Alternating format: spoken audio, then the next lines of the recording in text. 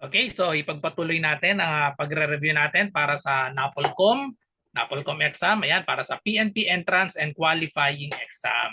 So meron tayong basic math dito na 15 items. Yung first part nito, 1 to 10 ay basic concept, tapos yung 11 to 15 naman ay yung mga problem solving. Okay, mga word problems.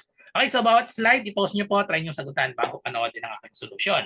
So start na tayo. Number 1. So pwede nga pala ito sa NAPOLCOM, pwede rin pang civil service exam or pang college entrance test. Pang let na Gen Ed, pwede rin itong mga ganitong type ng question. Okay, so number 1, which prime number occurs after 31? So pag sinabi nating prime number, ibig sabihin yan, ang factor lang ng number ay 1 and itself. Okay? So ano daw yung prime number after 31? So ano yung first prime number after 31? Isa-isahin lang natin. Automatic yung even number, hindi na yung prime number kasi ang even number may factor na agad yun na 2. So therefore, tatanggalin na agad natin itong 34. So ang masa choices na lang natin, 33, 35, and 37, mga odd numbers. Pero itong 33 may factor, ang 33 may factor to na 11, 11 times 3. So hindi na prime ang 33. 35 naman, ang dulo 5, so ibig sabihin na may factor yan na 5. 7 times 5, that is 35. So ibig sabihin, hindi na rin siya prime number. So ang prime number is 37. Ang factor lang ng 37 ay 37 and 1. 1 and itself. So yun yung definition ng prime number. Kapag ang factor ay 1 and itself, so prime number ang 37. Okay? Number 2, so simpleng multiplication ng decimals, 0.00072 times 10,000. So pag nagmo-multiply tayo ng ganitong powers of 10, bilangin lang natin yung zero niyan. Or pag in-apply kasi natin yung pag nagmo-multiply tayo, di ba, ng decimal, so sulat natin 0.00072, tapos i-multiply natin sa 10,000.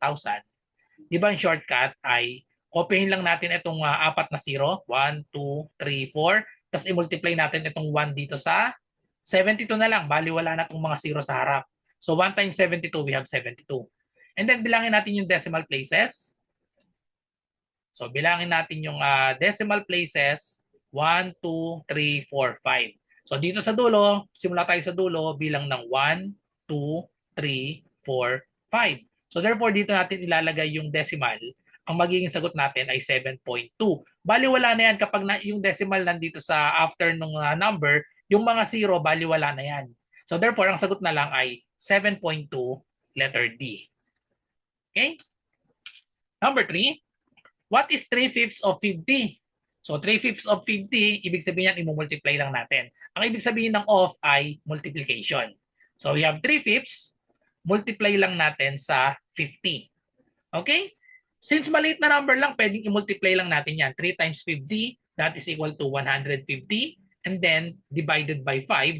So, ano na yung sagot dito? 15 divided by 5, that is 3. Kopyahin lang natin yung 0. So, therefore, the answer is letter C, 30. Or pwede rin mag-cancellation tayo. So, dito hindi na ako nag-cancellation kasi maliit lang yung number. So, pag nag-cancellation tayo, unahin yung divide.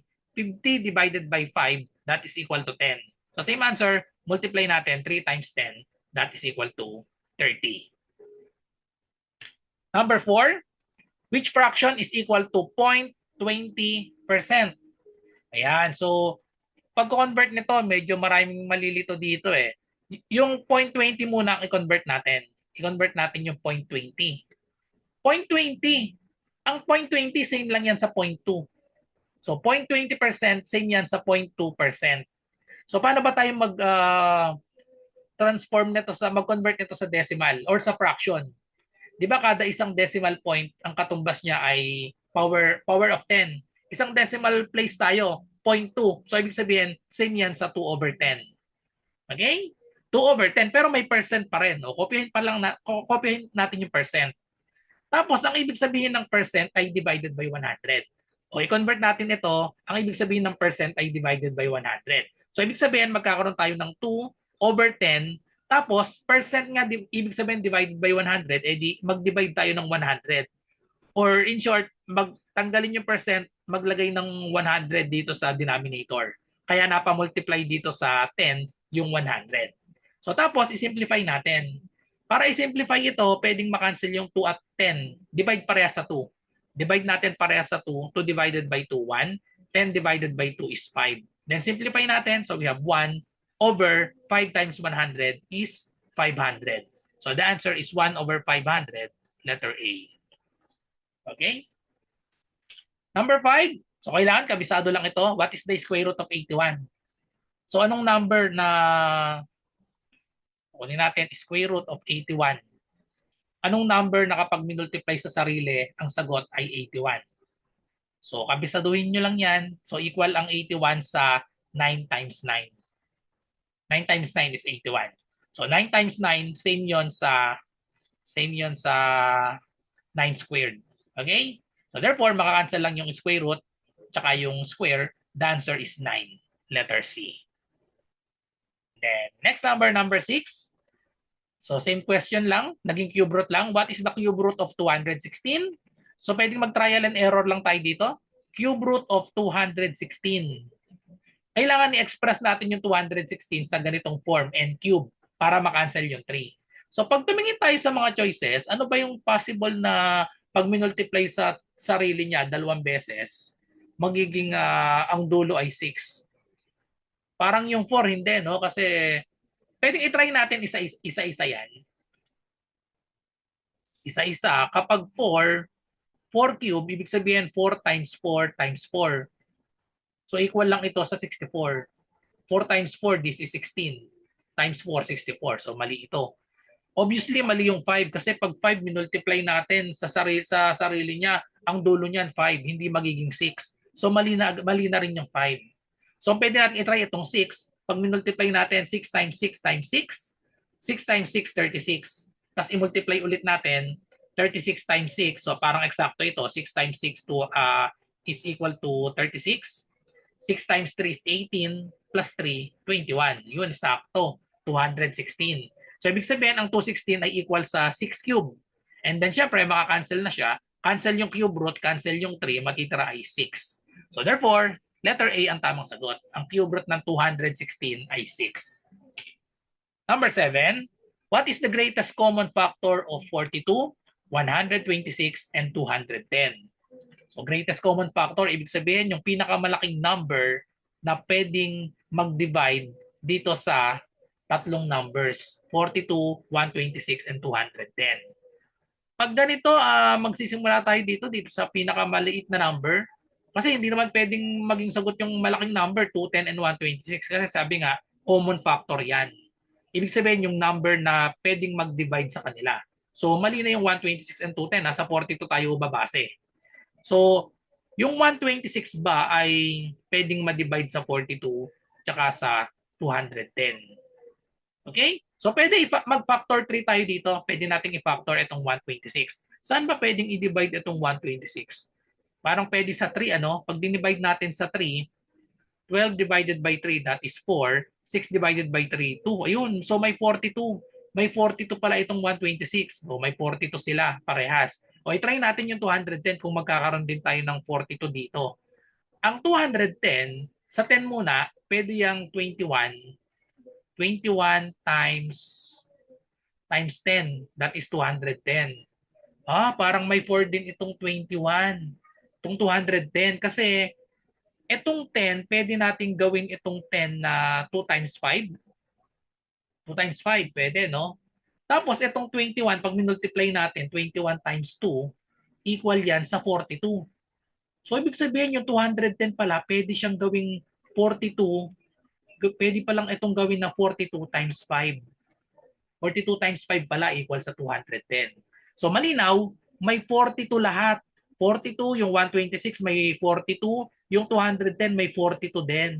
So ibig sabihin, ang greatest common factor pala nila ay letter A, 42. Kasi divisible sa 42 yung 126 tsaka yung 210. Okay? So ayan, malinaw. Na-factor natin. Parehas, lahat sila may 42. So yun ay greatest common factor. Number 8. Two angles of a triangle measures 15 degrees and 85 degrees. What is the measure of the third angle? So pwede natin gamitin dito yung angle sum theorem. Kahit anong triangle, kahit anong triangle, ang sum netong angles natin, let's say angle A, angle B, and angle C. Kahit anong triangle, ang sum niyan ay equal sa 180 degrees. So ito yung angle sum theorem, A plus B plus C equals yan sa 180 degrees. So ilet natin yung A natin yung 15 degrees, yung B natin ay 85 degrees. What is the measure of the third angle? So let the third angle be C. So isolve lang natin. Pag sinubstitute natin, so yung A magiging 15 degrees, yung B magiging 85 degrees, plus C equals 180 degrees. So substitute lang natin. Pag inad natin ito, 15 plus 85, that is 100 degrees, plus C equals 180 degrees. So isang step na lang, kailangan C yung matira, tanggalin natin si 100, lipat sa kabila, or subtract 100 degrees to both sides. So 0 na ito, therefore ang angle C natin or yung third angle is 180 degrees minus 100 degrees, that is equal to 80 degrees. So letter B ang tamang sagot. Okay? So halfway na tayo, number 8 na, no? So kung naghahanap kayo ng magandang Napolcom reviewer, ito yung maire-recommend ko sa inyo. Meron ako parehas nito. Itong isa, hardbound ito kaya medyo mahal. Ayan, 549. And then itong isa naman, soft bind lang ito. Dalawang klase ito, kaya 289 to 349 ang nakalagay. Merong notebook size lang, maliit lang, pero maliit talaga yung sulat niya. So I suggest i-try nyo yung mas malaki. Mahal lang ata ng 30 pesos, kaya hindi, ito pala yung price niya, no? So 289 yung maliit, tapos 349 yung mas malaki. Meron ako nung maliit, kaya kung medyo malabo mata nyo, try nyo yung mas malaking version. Mahal lang naman ng konti. Okay? Pero ang daming laman itong isa. 2024 edition ito pero pwede pa rin naman yung mga laman niya, napakadami. So itong isa, medyo mas updated itong isa, 2026. So kahit alin dyan sa dalawa, pwede nyo pong gawing reviewer yan. Okay, so next na tayo, number 9. Simplify 12A plus 26B minus 4B minus 16A. So ang gagawin natin dito, pagsamahin lang natin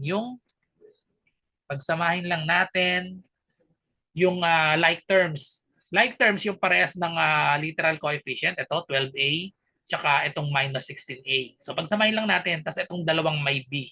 Okay? So pagtatabihin ko lang para madali. 12A minus 16A, ayan. And then we have plus 26B minus 4B. Okay, so ito yung i-combine natin tapos itong dalawa. Okay, so pag kinonbine ito, 12A minus 16A. Positive ito pag walang sign.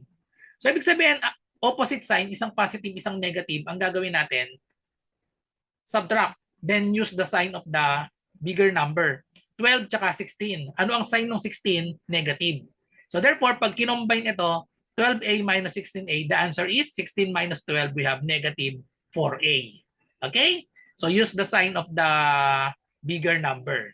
And then we have positive 26B minus 4B. So ang gagamitin natin sign, yung mas malaking number, 26. Or, ayan, 26B. So plus ang magiging sign nito, tapos subtract natin, 26 minus 4, that is equal to 22, copy the coefficient B. So therefore, the answer is letter B, negative 4A plus 22B. So number 10, number series, find the missing term in the following sequence. 4, 9, 19, blank, 79. So pag ganito, kunin lang natin kung ano yung ina-add. Lumalaki kasi, di ba? 4 naging 9, nag-add tayo dyan ng 5. 9 naging 19, nag-add ng 10. So dito, hindi natin alam yung ina-add dito sa dalawa. Pero kung mapapansin natin, 5 naging 10. Siguro ang pattern nito, try natin times 2 kasi from 5 naging 10. So kung naging 10, itry natin kapag times 2 yung pattern dito, times 2 ulit, 10 times 2, magkakaroon tayo dito ng 20. So try natin kung magtutugma. 20, tapos another times 2, 20, magiging 40 naman dito. Okay, so itry natin kung magtutugma pag nag-plus ng 20 tsaka 40. So 9 plus 20, 19 plus 20, that is equal to 39. O, eksakto. Eksakto yung plus 20 and plus 40.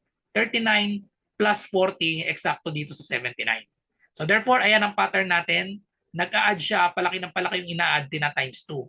5 plus 10 plus 20 plus 40. Ayun, times 2 yung ina-add natin, tina times 2. So 39 nasa choices, letter D. So next word problems na tong 11 to 15 natin. So number 11, there is a box of P-balls where 1/4 is blue, 2/4 is yellow, and 1/4 is black. What fraction of the box has yellow and black P-balls? So black, ang tinatanong yellow and black. So ang gagawin natin dito, yung yellow tsaka yung black i-add lang natin, tapos ito total natin dun sa sum nung tatlo. O yan, sum ng tatlo. Okay? So yellow plus black lang yan. Nasaan yung yellow? Ito yung yellow, 2/4. And black, ayan, black is 1/4. So i-add lang natin 2/4 plus 1/4. And then over sa total nung lahat. So parang 1 lang ito, no? 1/4, 1/4 plus 2/4 plus 1/4. Yun, yung denominator natin magiging 1 lang. Kasi 1/4, 2/4, 1/4, lahat 4. Over 4 lahat. So i-add lang natin 1 plus 2 plus 1. So that is 4/4 or simply 1 lang yan. Tapos yung numerator naman natin parehas 4, eh di over 4 lang din.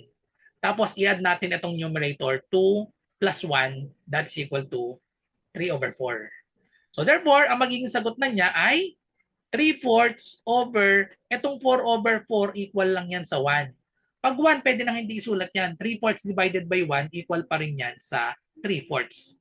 So therefore, letter C ang tamang sagot, 3/4. What fraction of the box has yellow and black P-balls ay ang sum nila ay 3/4 tapos yung total ay over 1. Total nung 4. Kaya letter C ang tamang sagot. Number 12. A herd of cows gives 4 liters of milk each day. But each cow gives 1/3 of total milk each day. They give 24 liters milk in 6 days. How many cows are there in the herd? So ano yung given natin dito? I-analyze natin mabuti. Sabi, a herd of cows gives 4 liters. 4 liters of milk each day. Ayan. Hindi natin alam kung ilan yung cow. Pero ang sabi, 4 liters of milk each day daw. So, and each cow gives 1/3. 1/3 of total milk each day. Bawat cow daw gives 1/3. So ibig sabihin yan, kung bawat cow ay 1/3, so ilan yung cow niyan? Yung unang cow ay 1/3, pangalawang cow ay 1/3 din, pangatlong cow ay 1/3 din. O di eksakto na yon, 1 na yon. So therefore, letter C na yung sagot dito kasi 1/3 daw 1/3 of milk each day. Pampagulo lang ito itong next na to. They give 24 liters of milk in 6 days. So ang ibig sabihin na nga niyan, 24 divided by 6 equals na nga yan sa 4 liters per day. Ito na yun, nakalagay na dito yan, no? 4 liters of milk each day. Di ba nandun na? Parang hindi na natin kailangan itong sumunod na they give 24 liters milk in 6 days. Kasi nabanggit na yun, same na rin yun dito sa first statement natin. So ang tanong, how many cows are there in the herd? Ilan daw yung cow? Ilan daw yung cow sa herd? Automatic. 3 lang yung sagot kasi ang sabi, a herd of cows gives 4 liters of milk each day, but each cow gives 1/3. 1/3 of total milk each day. So yun, tigwa 1/3 sila. So ilan ang share ng bawat cow? Magiging, para makumpleto yung 4 liters, ang bawat cow ay makakapagbigay ng, imumultiply natin sa 4. Kasi 4 liters each day daw So tatlo lang yung cow. Ayan. Pag minultiply natin yan, 1/3 times 4 magiging 4/3. Yung pangalawa, 4/3. Pangatlo, 4/3 din. Tapos pag inad natin yan, magiging 4 plus 4 plus 4, that is equal to 12 divided by 3. Pag dinivide, equal sa 4 liters. Okay? So therefore, ang number of cows natin ay 3 lang. 3 lang kasi nga ang binibigay daw ng bawat isang cow ay 1/3 of total milk each day. So hindi na kailangan isolve dito pa lang sa but each cow gives 1/3 of total milk each day. So doon na malinaw, tatlo yung cow kasi nga bawat isa 1/3 O tatlong 1/3 di equal na yun sa 1. Okay, number 13. You decide to dye your hair various colors for Halloween. If you dye 1/3 of it blue, 1/4 pink, and another 1/4 black, how much of your original hair color is left? So ang tinatanong natin dito, yung part na walang kulay, yung original, no? How much of your original hair color is left? Okay, so isa-isahin lang natin. So magkakaroon lang tayo dito ng fraction. Fraction ito. So we have 1/3 daw blue. So sulat lang natin. Yung una, kinulayan natin. Blue, 1/3 ng hair mo. And then 1/4 ng pink. Ang pink ay 1/4. And then another 1/4 black naman. Okay, so black ay another 1/4. So ito yung tinatanong, ilan daw yung left. Yung original, ito yung original. So yung left, ito yung lagyan natin ng X. Again, yung tinatanong, how much of your original hair color is left? Siyempre yung kabuuan nito, pag inad natin 1/3 plus 1/4 plus 1/4 plus X equals dapat yan sa 1. 1 yung kabuuan. So therefore, gawa na natin ng equation. I-add lang natin lahat equals 1 yan. Solve natin itong value ng X. Okay? So we have 1/3 plus 1/4 plus 1/4 plus X ay magiging equals 1. So itong dalawang 1/4 dito, pwede natin nga i-add. Madali, i-add na muna natin yan. 1/3 plus 1/4. 1/4 plus 1/4, that is 2/4. Plus X is equal to 1. Tapos pwedeng i-lowest term ito. 2 2/4, di ba? Pwedeng i-lowest term. Divide both by 2. Pag divide both by 2, magiging 1/2 na lang yan. Okay? So magiging 1/2 na lang yung 2/4. Ngayon, meron tayong denominator na 3 at 2. So kailangan i-multiply natin both sides by the LCD. Ano ang LCD ng 3 at 2? Eh di i-multiply lang natin. 3 times 2, that is equal to 6. So ang gagawin natin, i-multiply natin each term or both sides of the equation by 6. Okay? Distribute natin.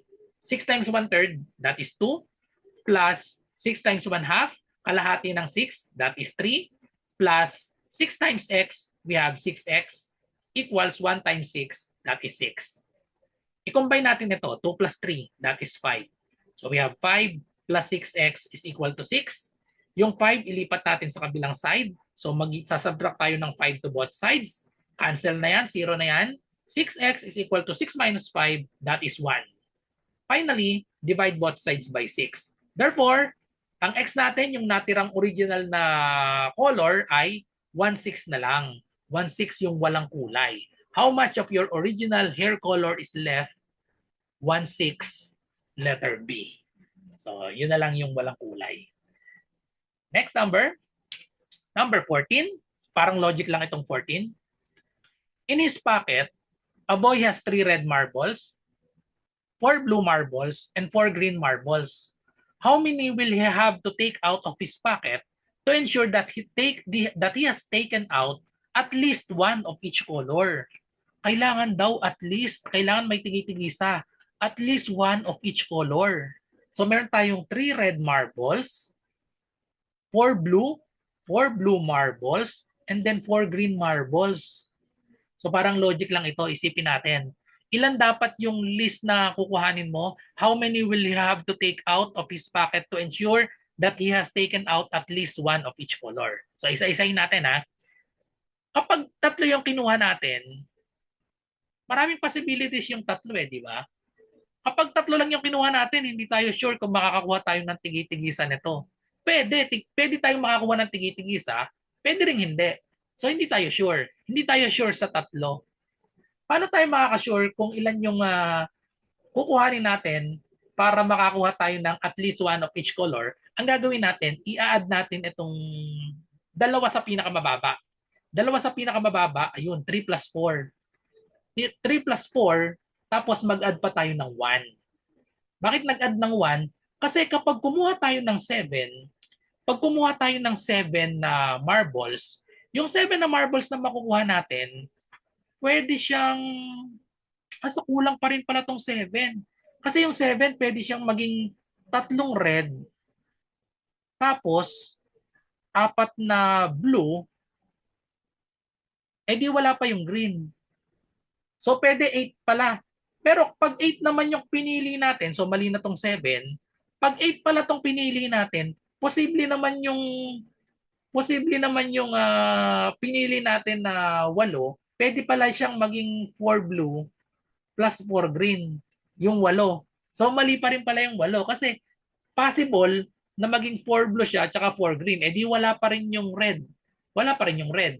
Ang sabi dito, how many will he have to take out of his pocket to ensure that he has taken out at least one of each color. Kailangan may tigi-tigisa yung sigurado tayo. So magiging sagot pala dito ay letter A, 9.